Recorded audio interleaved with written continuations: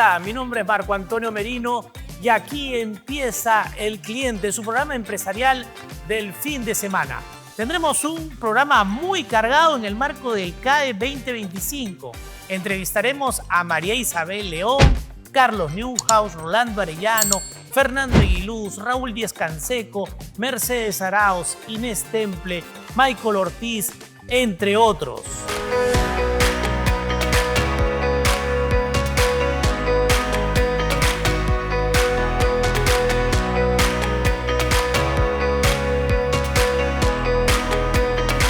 Nos encontramos acá con María Isabel León, presidenta del CADE 2025, sobre el eslogan Firmes en la acción por la patria.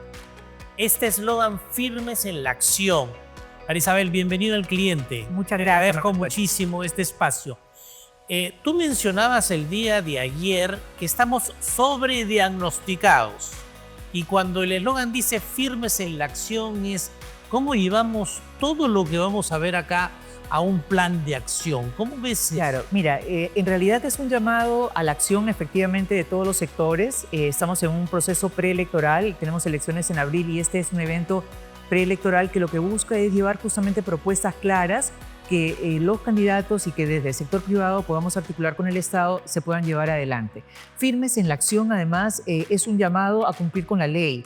Nosotros necesitamos recuperar institucionalidad y para hacerlo necesitamos tener una serie de condiciones que se cumplan, dentro de ellas el marco legal, tener predictibilidad jurídica, tener seguridad jurídica para que las inversiones puedan seguir adelante. Entonces, ese llamado es un poco al orden, o sea, necesitamos recuperar este orden, esta institucionalidad que ha sido fragmentada y está muy frágil, y por supuesto llevar todas estas propuestas de manera aterrizada para que se puedan evaluar y cumplir, ¿no? Que es un poco lo que hace IPAE.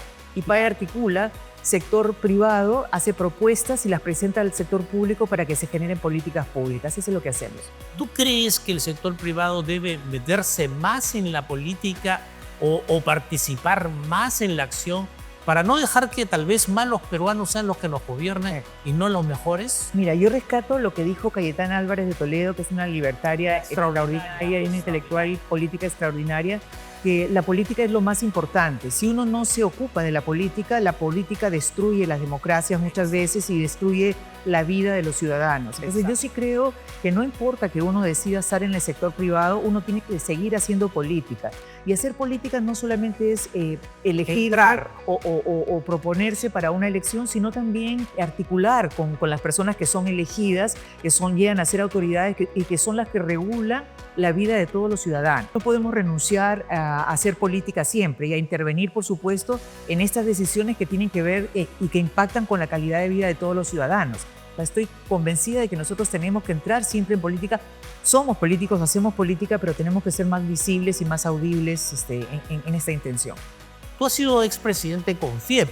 Este tema, ¿por qué no llega a abordarse con respecto a hacer elementos que hagan crecer la gran empresa, tener más grandes empresas? Nuevamente el problema es político, el problema no es del sector privado, no es de las ideas que pueda llevar el sector privado, sino de las decisiones que se puedan tomar dentro de la política. Efectivamente hay un 99.9% de micro y pequeñas empresas, pero son empresarios, son peruanos que emprenden, que hacen negocios, que ofrecen bienes y servicios al igual y que lo hacen a nivel formal. Claro. Pero ¿por qué no se formalizan más, digamos, y por qué hay esta informalidad? Porque justamente las barreras burocráticas son enormes. Nosotros tenemos a un grupo de personas legislando, sobre todo de la izquierda, ¿no? en el Congreso, y que siguen promoviendo beneficios para la masa laboral formal, que es pequeña, que equivale al 5% de la masa laboral en el país. Entonces, en lugar de mirar ese otro 95% que no tiene las condiciones, porque no puede asumir todas las obligaciones y las imposiciones legales y económicas que implica la formalidad,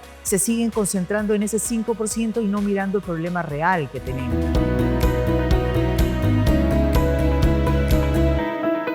¿Crees que el Perú tiene en su ADN el hecho de ser pro empresa, pero ayudar a la empresa desde el punto de vista público, por decir así, o desde las instituciones gubernamentales? ¿O todavía nos falta mucho para entender que tenemos que ser más pro empresa? Tenemos en nuestro ADN esta capacidad de generar progreso y generar desarrollo a través del talento y de las libertades de las que gozamos. Pero ciertamente lo que nos falta es que las políticas públicas que se crean desde el Estado, desde las posiciones que nosotros elegimos como ciudadanos y los ponemos en el Congreso para que legislen nuestras vidas, sean más racionales, que sean menores, que sean pocas las normas que existen. Debe haber un Estado definitivamente que regule, pero que sea pequeño y que permita la libertad de empresa, porque eso es lo que reduce la pobreza finalmente. Claro, ¿no? Entonces necesitamos esas decisiones políticas definitivamente desde el Estado.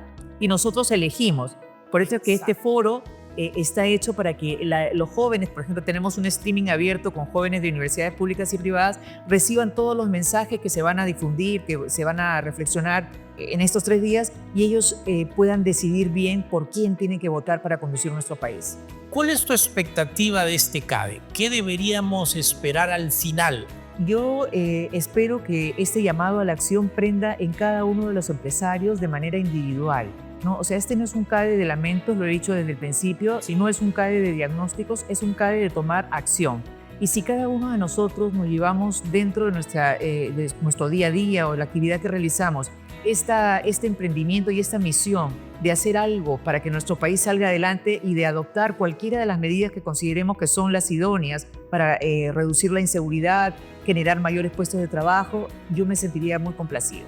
Pero nos vamos con esa misión, ¿no? de encender intenciones y de encender acciones, sobre todo, y de encender una brújula de camino para conseguir justamente nuestra liberación de todas estas barreras burocráticas y nuestro crecimiento y desarrollo como país. Te agradezco mucho y que nos contagies de ese optimismo para un futuro mejor y un país que realmente se movilice a una acción positiva.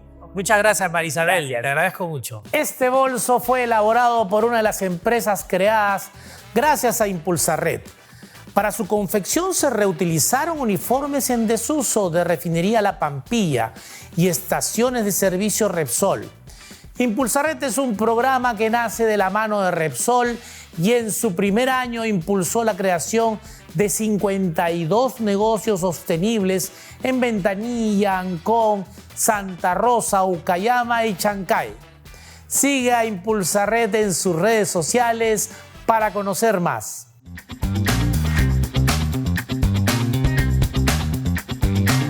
Carlos, el tener gente capacitada y profesional, este CADE te está llevando a la acción por el Perú y nos está faltando una acción, pero una acción profesional, como lo ha demostrado, por ejemplo, Julio Velarde con el BCR.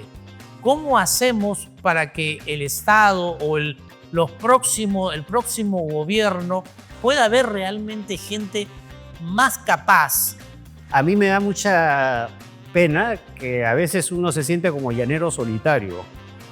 Yo he vivido con el deporte, que me encanta, he vivido en la política, he vivido en el mundo empresarial, en el académico, y siento que tienes que dar algo por tu país, ¿no?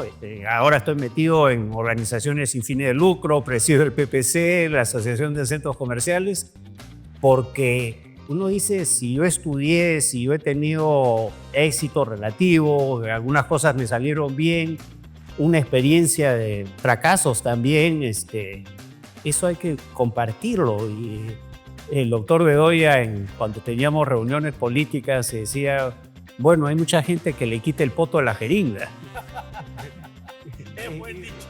Y aquí veo, pues hay un montón de gente que podría poner el hombro así para, ¿no? Y después no nos quejemos de las cosas que nos pasan.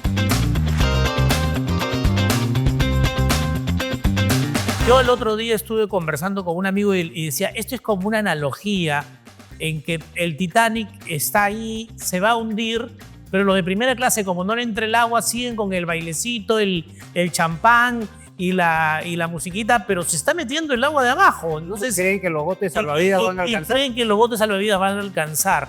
Y yo creo que, por ejemplo, Cayetana Álvarez de Toledo, que estuvo extraordinaria, la diputada española, muy clara, comentó justamente lo que acabas de decir.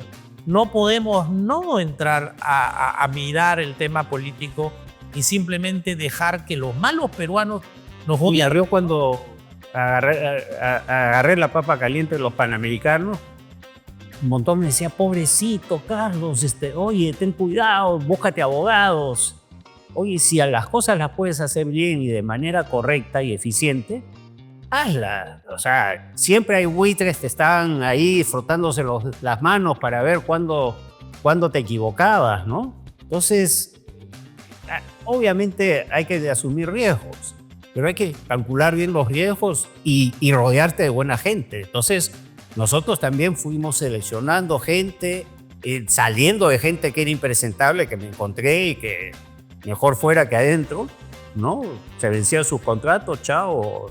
Oye, este diploma no, la universidad dice que tú lo estudiaste ahí, ¿no? Bye bye, ¿no? O sea, tenías que ser...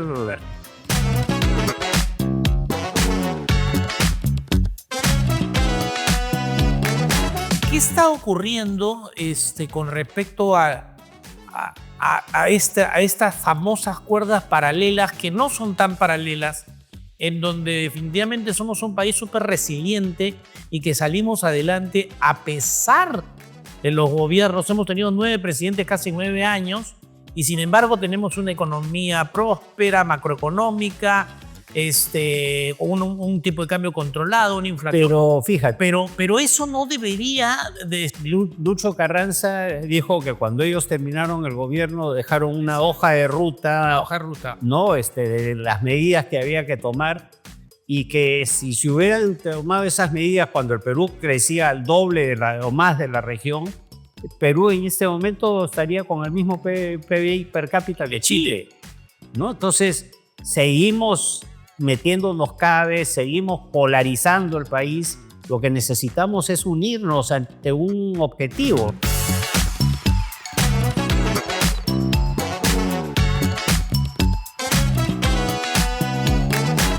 Para terminar, ¿qué expectativas tienes de esta próxima elección? Tenemos una cantidad de candidatos, casi 4 elecciones en una. La comunicación va a ser importante, pero le estás pidiendo a la gente votar por presidente, votar por diputado, votar por senador, votar por parlamento andino, en una planilla de 30 y tantas opciones.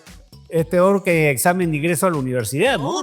O sea, mira, si la gente más o menos se dice estudiada, preparada, va a tener dificultades, ¿cómo va a ser con aquellas personas que no tienen esa formación? O sea, para poder... Seguimos casi petardeándonos a nosotros mismos. Bueno, tendremos que ser más rigurosos con los partidos políticos. O sea, muchos partidos son partidos empresa, muchos partidos dependen de uno solo, que si se va el líder, pues el partido desaparece. ¿Qué expectativas tienes de este CADE? Porque algo que decía María Isabel, que también le hemos entrevistado, decía ya basta de tanto diagnóstico. Mira, Felipe Ortiz de Ceballos, en los 80, que yo trabajé con él, decía, el Perú está sobrediagnosticado y subejecutado.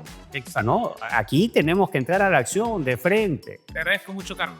Gracias. Un placer. Igualmente.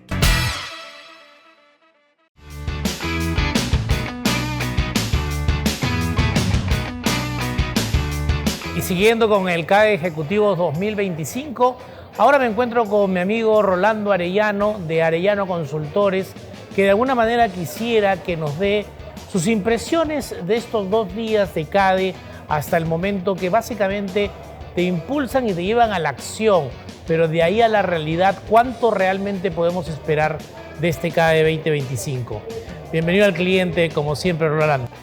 Muchas gracias, Marco Antonio. Sí, yo creo que estos CADEs son importantes en la medida en que impulsan sobre todo la necesidad de los empresarios de actuar un poquito más allá del tema económico solamente y empezar a ver los temas sociales y políticos. Y en ese sentido creo que siempre es refrescante poder verlos de una manera integral. Un elemento adicional, y creo que es interesante en el CADE de hoy, es que se está insistiendo mucho en el hecho de pasar a la acción, como conversábamos hace un momentito contigo. Exacto. Y que hay muchos diagnósticos, no siempre acertados, pero algo sirven. Y creo que lo más importante es empezar a pasar a la acción para poder mejorar lo que de alguna manera ya está pasando en el país. Es decir, la economía, digamos, avanza incluso un poquito mejor que países de la región, pero podría avanzar mucho más si es que los empresarios se integran un poco más a una acción directa, ¿no?, en la sociedad y en la política.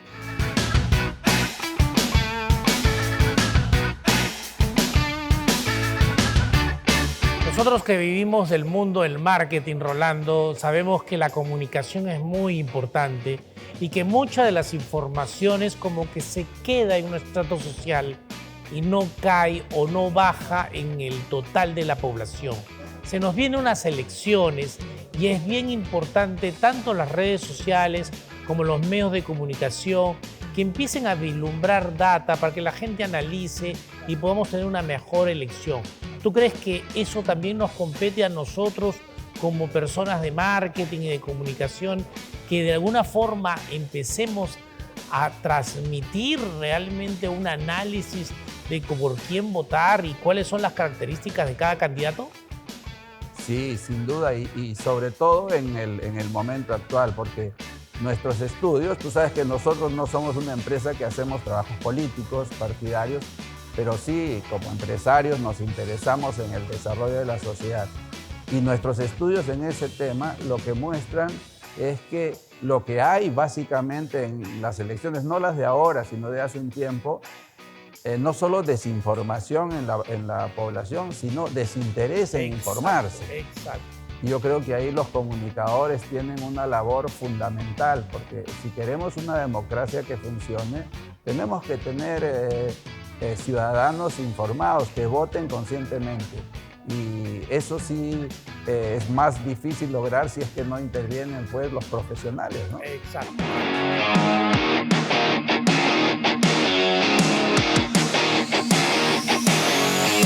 Se hablaba también dentro de los estudios que tú generas en general que había un voto nulo y blanco en la última elección que ha sido importante. Prácticamente más del 30% de la gente no votó por una serie de elementos.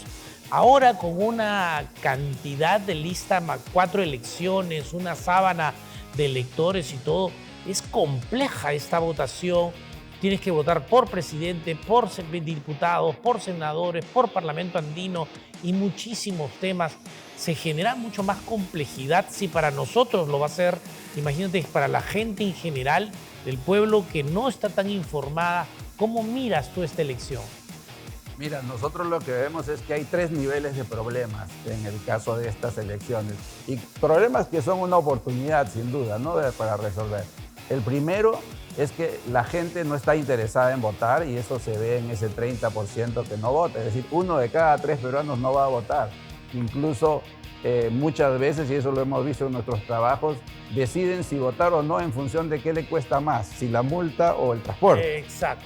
Esa es la primera parte, o sea, el interés en votar. El segundo es el interés en votar bien, que es informarse. Ya yo decidí votar, ahora ¿por quién voto? Y ahí tengo un problema, no me interesa votar bien, recibo información muchas veces de las redes que tienen mucho ruido y que no necesariamente son fidedignos.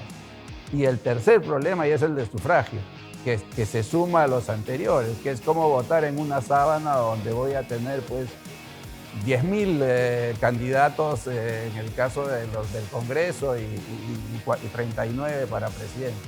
Entonces, ahí nuevamente regresamos a la pregunta anterior. Nos toca a los que podemos hacer, a los que podemos trabajar en comunicación, en mercadeo, ayudar a disminuir esos 3 niveles de problemas.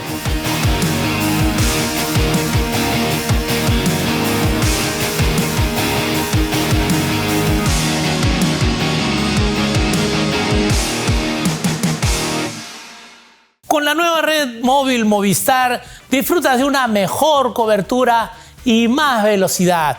¿Qué esperas? Pide tu pospago máximo desde 39.90 y lleva tus partidos, música, juegos y mucho más a donde vayas. Si eres Movistar Total, ahorras más. El día de hoy nos encontramos con Fernando Aguiluz en el marco del CADE 2025, gerente general del BBVA, uno de los bancos más importantes a nivel mundial. Bienvenido al cliente nuevamente, Fernando. No sabes qué gusto me da, porque ya teníamos tiempo de no platicar y Exacto. la verdad es que es un gusto poder estar el día de hoy aquí contigo y con todo tu auditorio. Fernando, este CADE se ha hablado un poco sobre ser firmes en la acción. Y decía la presidenta del CADE que a nivel de diagnóstico ya estamos en demasía. Tú, desde el punto de vista de empresario internacional, ¿cómo ves estos eventos?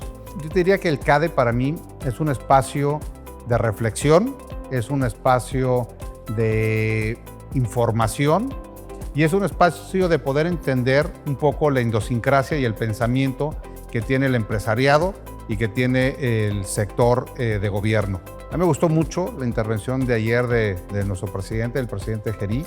Creo que fue claro, contundente, como no podía ser de otra manera, y enfocado en las principales problemáticas que tenemos en el país, que es crecer, que es la seguridad y que es tener elecciones presidenciales y legislativas transparentes y justas. Creo que es importantísimo los siguientes pasos que tenemos que dar de aquí al cambio de gobierno en las bases jurídicas y las bases de licitaciones para seguir creciendo en los temas de infraestructura que tanto necesita el país. Fernando, la diputada española Cayetana Álvarez de Toledo comentó el día de ayer de la importancia que los empresarios no pueden ya quedarse solo y que está bien que miren todo el tema de rentabilidad y sus utilidades, pero no pueden quedarse solos, sino participar activamente en el tema de la política y ser de alguna forma forjadores de propósitos, ideas y cómo mejorar.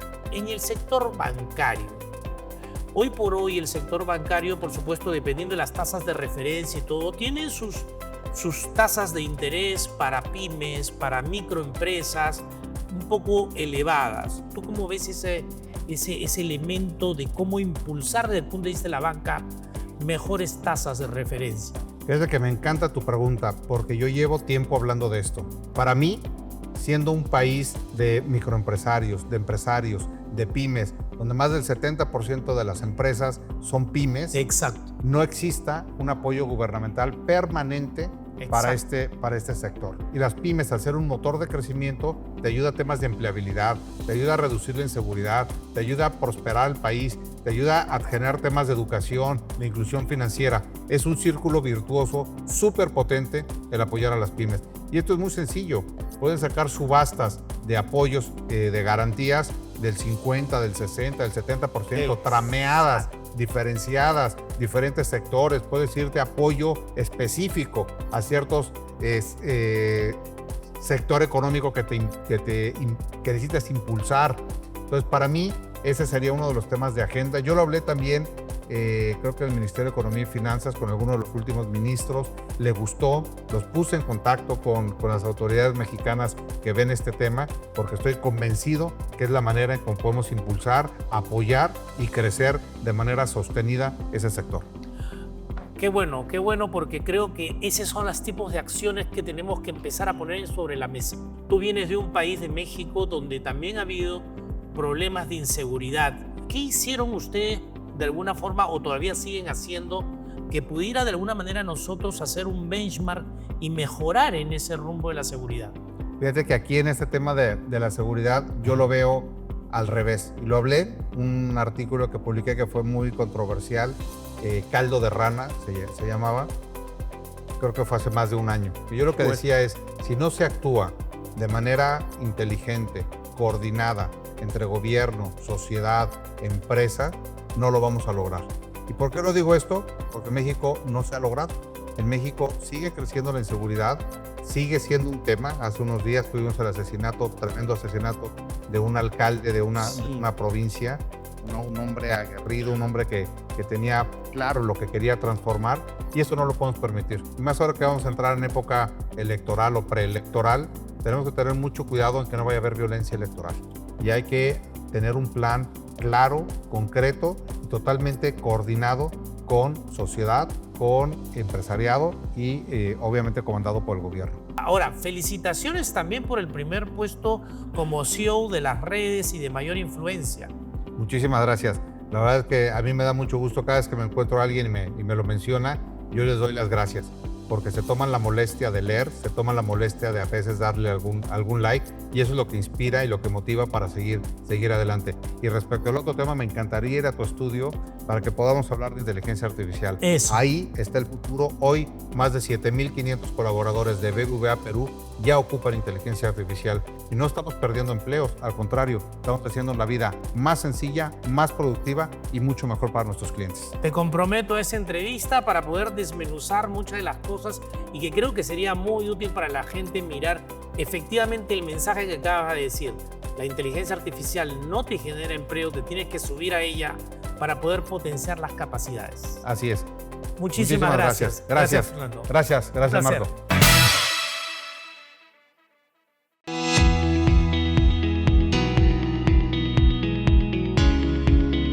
El día de hoy me encuentro con Raúl Díaz Canseco dentro del marco del CADE 2025, que nos va a hablar desde su experiencia de haber sido vicepresidente, cuál es esta expectativa que tiene sobre este CADE.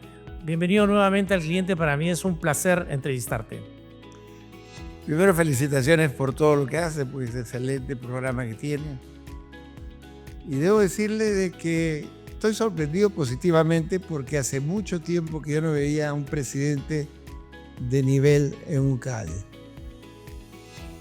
Si bien es cierto, estamos hablando de un gobierno de transición, y así mismo lo reconoce el presidente, no es menos cierto que, aunque solamente son 6 o 8 meses, es un montón de tiempo cuando se trata de revertir una tendencia. Además de que el discurso no puede ser otro, tengo que recuperar la seguridad, tengo que generar confianza, tengo que atraer la inversión y tengo que hacer que la elección sea impecable. No puede ofrecer más. Pero también dijo 2 cosas importantes que hay que recargar.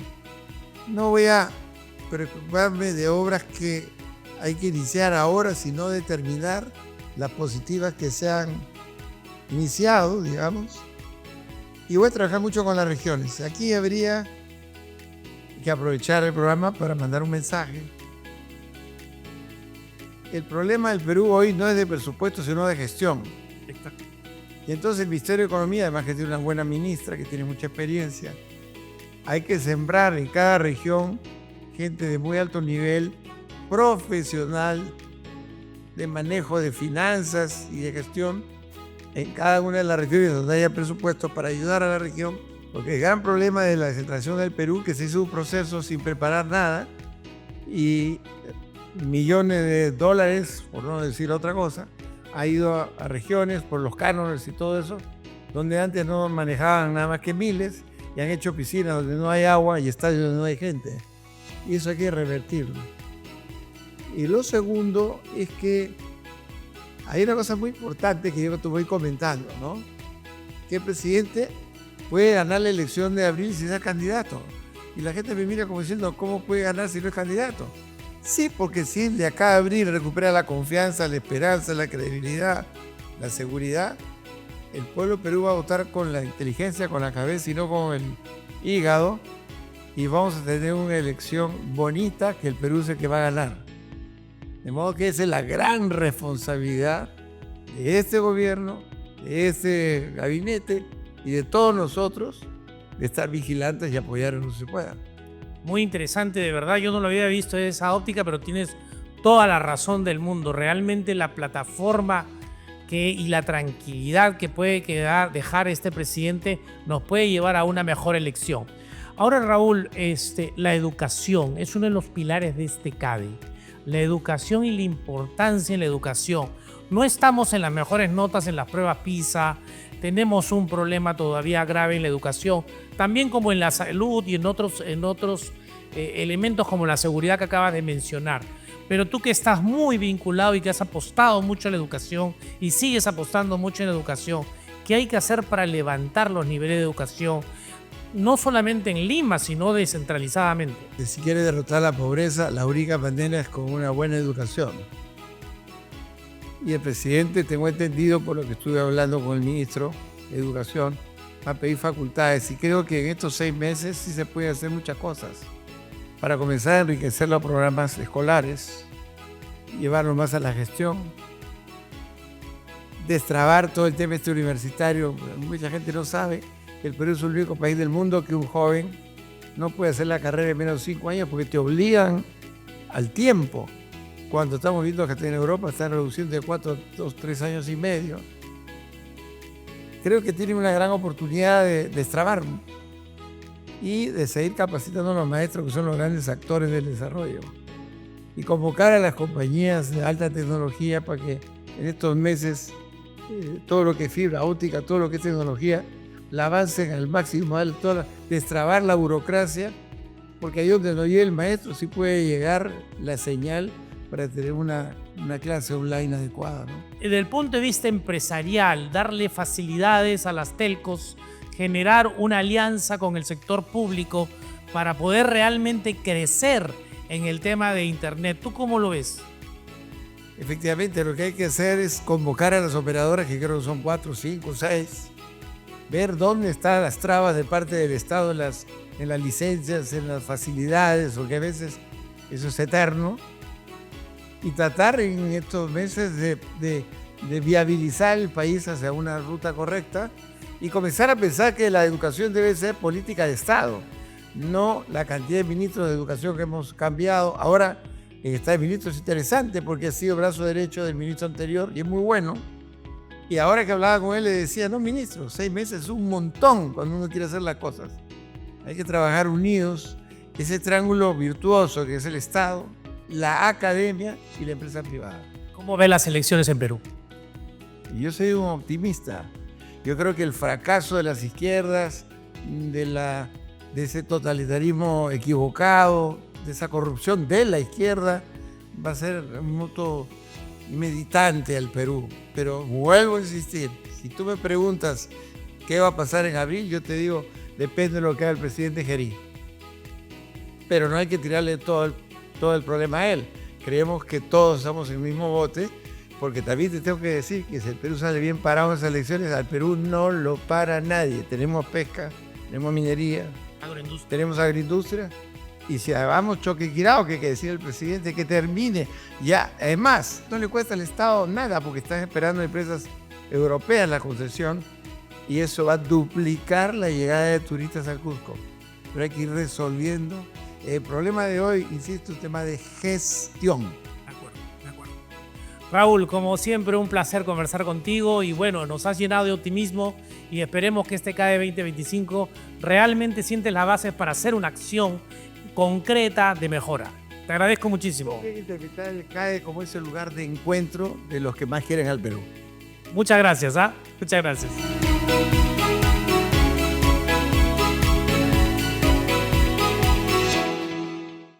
Quiero agradecer a la Universidad San Ignacio de Loyola y a los alumnos de la Facultad de Comunicación por encargarse de la producción de este programa.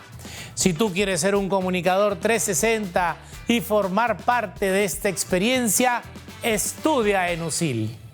El día de hoy, dentro del marco del CADE 2025, me complace presentar a Meche Mercedes Arauz, que quisiera realmente que nos explicara cuáles son sus impresiones de este CADE que te debe llevar a la acción. Bienvenido al cliente, Meche. Muchísimas gracias por la invitación. Y sí, es un CADE muy interesante. Estábamos ya en el segundo día acá y creo que ha habido buenas mesas. Ayer me encantó mucho la mesa justamente de empresarios que trajeron propuestas de cómo interactuar el sector empresarial con el sector público para sacar logros en beneficio de la población, el crecimiento económico y el desarrollo. Esa fue una de las mejores mesas, aparte, bueno, de la invitada, que una española con la diputada, que es realmente impresionante, una Cayetana Álvarez de Toledo, ¿no? Muy hábil y con una mirada liberal bien formada, ¿no? O sea, que a mí me encantó esa mirada, no conservadora, liberal. Exacto. Y creo que fue muy interesante. Y el día de hoy, yo diría, lo que más me ha llamado la atención han sido 2 mesas. Las mesas, la parte de mesa económica, donde está Lucho Carranza, está la ministra de Economía, muy buena, muy propositiva también y concreta. Y me gustó también la mesa de los temas legales, el tema de que tenemos que resolucionar la institucionalidad de nuestro sistema de justicia, que es un desastre hoy día, y que, bueno, yo escribí un artículo hace unos días en el comercio sobre eso, o sea, la necesidad de fortalecer nuestro sistema institucional de reglas para que realmente se respeten, primero, y segundo, que estas reglas se conversen entre ellas y no terminen afectando la seguridad jurídica de las empresas, sean grandes, chiquitas, cualquier tamaño, porque si no se para la posibilidad de hacer desarrollo, ¿no? Meche, tú has sido vicepresidenta de la República y uno de los temas que también hemos visto es que hay como una especie de desconexión entre el empresariado y la política, o en todo caso más que desconexión es justamente esta diputada Cayetana decía necesitamos que los empresarios apuesten también por la política. ¿Tú cómo crees que definitivamente desde tu óptica de haber estado en los dos mundos, cómo crees que estamos? ¿El empresario quiere comprometerse también a ver y gestionar en algo las influencias políticas? Yo creo que sí, pero no buscando el favor pequeñito, sino buscando el interés público. Y el común. Y el común, el interés que es de la comunidad, ¿no? Entonces, yo veo en este caso en particular esa diferencia. Ya lo que se manifiesta es claramente que ya no se cree este cuento falso de que la política y la economía van con cuerdas por separadas. No existe. O sea, eso no existe y nunca existió. O sea, Exacto. yo he estado en diferentes momentos de la política, haciendo política pública, y si no había políticos que me apoyaran, no podía sacar esas políticas públicas. Necesitaba del pueblo, a través de su voz, a través de los medios de comunicación, tenía que conversar con los congresistas, o sea, había un diálogo permanente. Los tratados de libre comercio no hubieran salido si no hubiéramos tenido un apoyo político muy sólido y la población convencida de eso era lo que queríamos. Y los políticos actúan en función a lo que escuchan de la calle, y la calle quería TLCs. Y lo logramos, ¿no? Y logramos ser bueno para todos al final del día. Entonces, creo que esto... esa falacia se ha descartado y hoy día vemos un sector empresarial, inclusive que sus gremios se profesionalizan, que tienen, representantes, líderes que no solamente son parte de la industria, sino que tienen capacidades técnicas y no van en la búsqueda de intereses particulares, sino de intereses colectivos. Según algunos estudios, toda la parte de institucionalidad está bastante mala. O sea, hay bajo porcentaje de aceptación en el Poder Judicial, en el Poder Legislativo, en el Gobierno, en la Contraloría, en las municipalidades, en la Policía Nacional. ¿Cómo hacer para recobrar la institucionalidad? De a poquitos, o sea, no tenemos que hacer grandes reformas, pequeñas reformas que den una señal de irnos encaminando. ¿Cuál es tu expectativa para las próximas elecciones? Ahí sí tengo una gran incertidumbre. Creo que el gran problema es que no se hizo una buena reforma electoral y lo que nos ha llevado es a tener pues una multitud de candidatos. Esperemos que en el camino se decante y veamos voces que no se corren del sector privado, porque el sector privado es generador de empleo. Somos gente, hay algunos que son dueños, pero otros que también emprendedores pequeños y grandes, y aquí hay gente trabajadora que estamos haciendo nuestro esfuerzo por sacar el país adelante. Entonces creo que hablar con nosotros no es para correrse, ¿no? Y hemos visto que se han corrido de este foro. Hoy nos encontramos en un propósito común y transformando nuestro país junto a la Escuela de Posgrado de la UTP. Una propuesta de valor clara del Grupo Intercorp para construir juntos el país que deseamos, en el que queremos que nuestras metas y sueños se hagan realidad. ¿Y tú, te atreves a soñar y crear tu futuro junto a nosotros?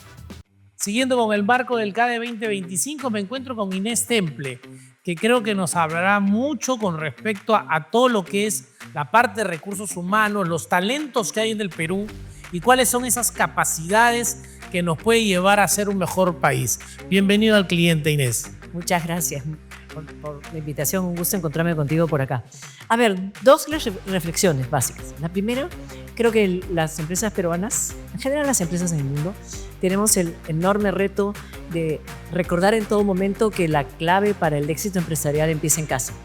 Empieza con nuestra gente, con el respeto que podemos, con el que los podemos y debemos tratarlos en todas las etapas de los ciclos de su vida laboral, ayudándolos a crecer, a desarrollarse, a poder producir y elevar siempre su nivel de empleabilidad. Y si alguna vez tenemos que dejarlos ir, especialmente en ese momento, hacerlo con máximo respeto y consideración. Y a las personas, a los peruanos que trabajamos todos los días con ganas y con empeño, ganas y con empeño de todos los sectores. Muy importante seguir muy atentos a desarrollar nuestro perfil profesional.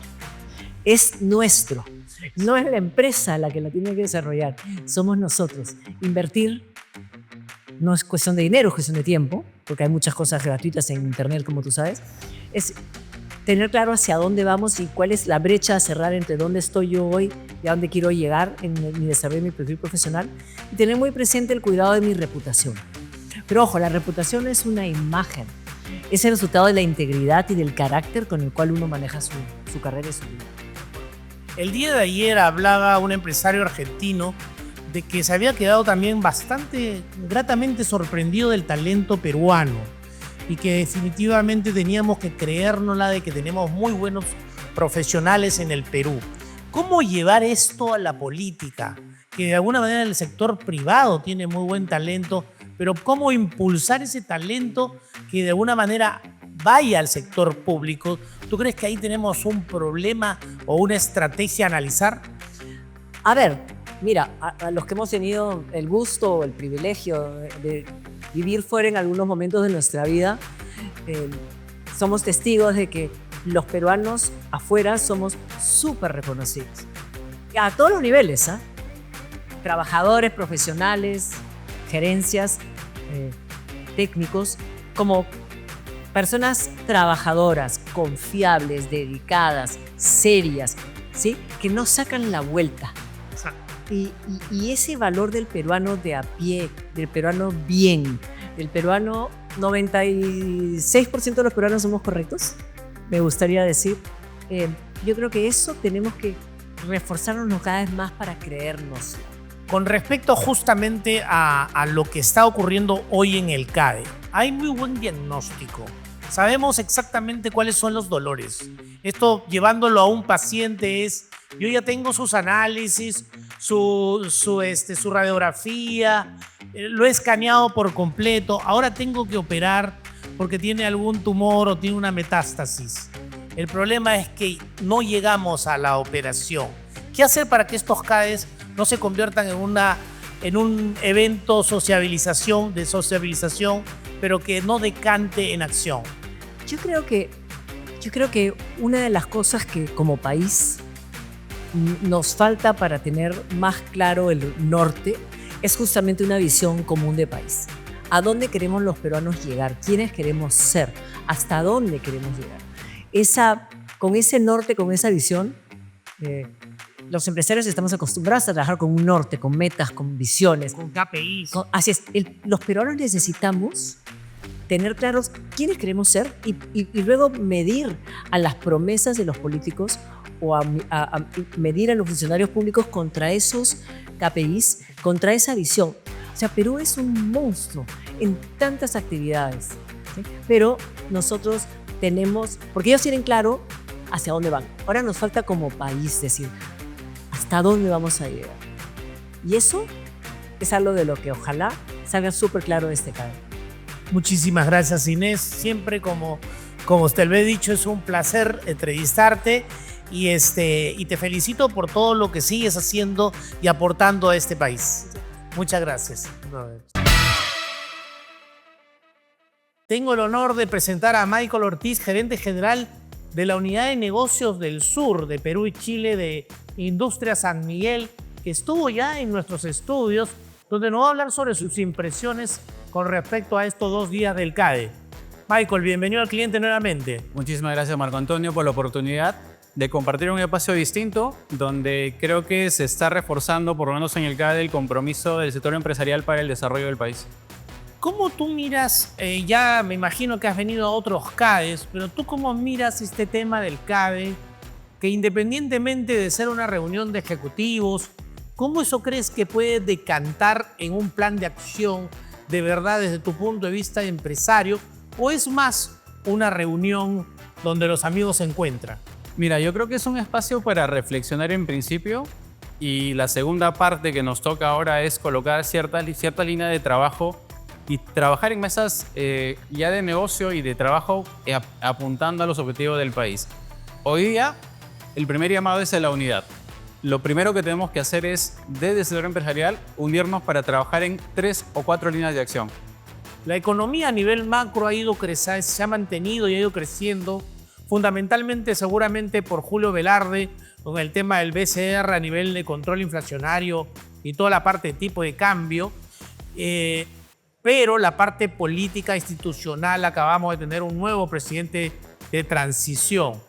Y el presidente Gerí comentaba el día de ayer que definitivamente él se va a abocar a tener unas elecciones transparentes y a destrabar los proyectos.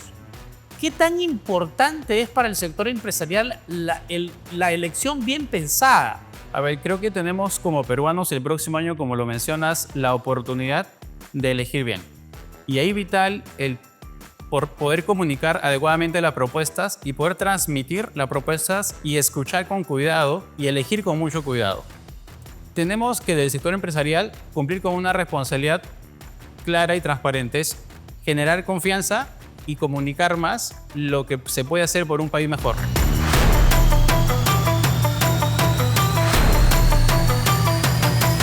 ¿Cómo ustedes como Industria San Miguel están viendo esta problemática realmente? Hay dos aspectos que estamos abordando. El aspecto interno, que tiene que ver con la implementación de protocolos de seguridad para todo nuestro equipo. De hecho, llegamos semanalmente a 230.000 bodegas. Y eso significa recaudo, eso significa probablemente gestión de transporte, eso significa gestión de activos dentro de este negocio. Hay protocolos establecidos de seguridad que cuidan la seguridad de las personas sobre el negocio. Es importante para nosotros que las personas que trabajan con ISM estén protegidas. Pero por otro lado están las bodegas, que también se ven afectadas y muchas de ellas se ven afectadas a subir precios para poder cubrir estas extorsiones a las que están expuestas. Exacto. Estas bodegas también se ven obligadas a vivir con temor en este panorama de inseguridad en el país. Ya desde el gremio de bebidas y alimentos estamos trabajando junto al Ministerio del Interior iniciativas. Eso quería llegar. Es que hay que trabajar, digamos, de manera integral. A la interna cada compañía su protocolo de seguridad, pero también como gremio estamos trabajando con el Ministerio del Interior en protocolos que ayuden a prevenir en principio y a actuar cuando se ejecutan estas extorsiones para darle mayores facilidades a la bodega. Y hay una unión de otros empresarios, está Licor, están ustedes, están otras embotelladoras, o sea, ¿cómo hacer una especie de causa común con respecto a esta De hecho, el gremio de bebidas y alimentos que se llama BRES acá en Perú está trabajando, que solamente es de bebidas, está trabajando mucho con el Ministerio del Interior en esta iniciativa particular. Perfecto. Michael, te agradezco mucho de haber estado acá en El Cliente. Espero tenerte en estudios en una próxima oportunidad. Hablando un poco de del crecimiento, solamente para terminar, tu perspectiva para el 2026 está cerrando aparentemente a nivel del negocio muy bien, a doble dígito el 2025, Sí, pues decías detrás de cámara, pero ¿cómo está tu proyección para el 2026 siendo un año electoral? Es un año complejo el 2026, electoral y con una temperatura para el sector de bebidas un poco compleja, pero en ISM jugamos siempre contracorriente. Estamos creciendo por encima del mercado y consolidándonos como la tercera embotelladora en el país. Y al 2026 el crecimiento que esperamos naturalmente es muy por encima del mercado, que estimamos que el mercado debiera crecer entre 3, 4 o 5% dependiendo un poco de la estabilidad política que se dé con las elecciones. Perfecto, te agradezco mucho. Muchas gracias, Marco Antonio. Buen día.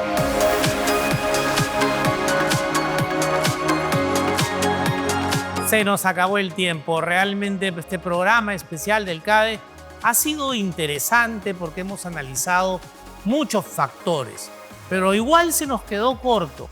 Así que para el próximo programa tendremos a Alfredo Torres analizando un poco el pensamiento de los ejecutivos y cuáles son las fórmulas para poder seguir adelante. Nos vemos el próximo sábado aquí en Canal N a las 7 de la noche, con repetición los domingos 11 de la mañana y 11 de la noche aquí en su programa El Cliente.